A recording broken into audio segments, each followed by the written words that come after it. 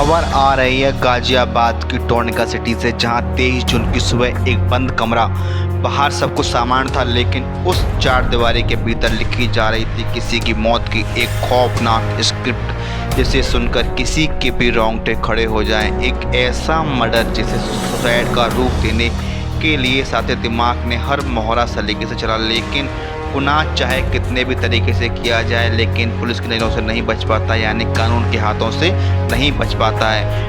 महज 12 घंटे के अंदर ही पुलिस ने सनसनीखेज की सारी परतों को उखाड़ दिया और उन दो कातिल महिलाओं को सलाखों के पीछे जाके धकेल दिया।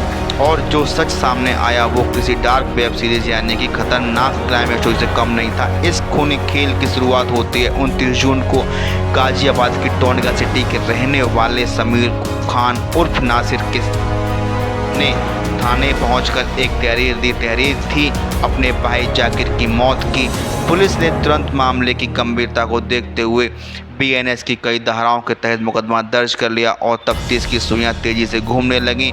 पुलिस टीम ने बिना वक्त गंवाए सर्विलांस, सीसीटीवी फुटेज और मैनुअल इनपुट का एक ऐसा चक्रव्यूह बुना जिसमें दो सगी बहनें आकर फंस गईं। आरोपी किरण निवासी छोटी सराय बुलंदशहर और उसकी सगी बहन निवासी रिठावली बुलंदशहर से दोनों को दबोच लिया।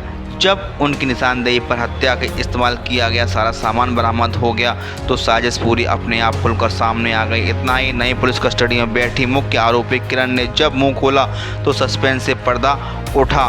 किरण पिछले 8-9 महीने से जाकिर के साथ पूजा कॉलोनी में लिव इन रिलेशनशिप में रह रही थी। उस घर में किरण के साथ उनकी 13 साल की बेटी और 2 बेटे भी रहा करते थे। किरण ने बताया कि उसका एक भयानक सच जब सबके सामने आया तो उसको बहुत दिक्कत हुई। जाकिर उसकी नाबालिग 13 साल की बेटी के ऊपर नज़र रख रहा था। बस इसी एक शक के चलते किरण के भीतर एक कातिल को जन्म दे दिया। उसने करीब 20 दिन पहले अपनी सगी बहन कशिश को बुलंदशहर से गाजियाबाद बुला लिया। दोनों बहनों ने मिलकर बंद कमरे में जाकिर को रास्ते से हटाने का एक खौफनाक प्लान तैयार कर लिया। 23 जून की सुबह साजिश के पहले हिस्से के तहत जाकिर को ही मोबाइल से उसके ही फ़ोन से एक ओला कैब बुक की गई और बच्चों को घर से बाहर भेज दिया गया।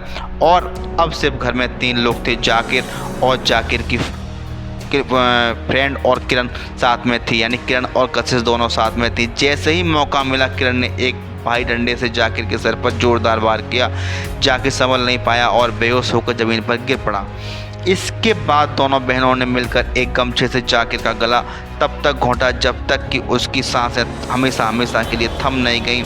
मौत पक्की होने के बाद शुरू हुआ खेल का दूसरा हिस्सा, सबूत मिटाना और पुलिस को गुमराह करना। दोनों बहनों ने हत्या में इस्तेमाल किए गए डंडे को पानी टंकी के पीछे छुपा दिया।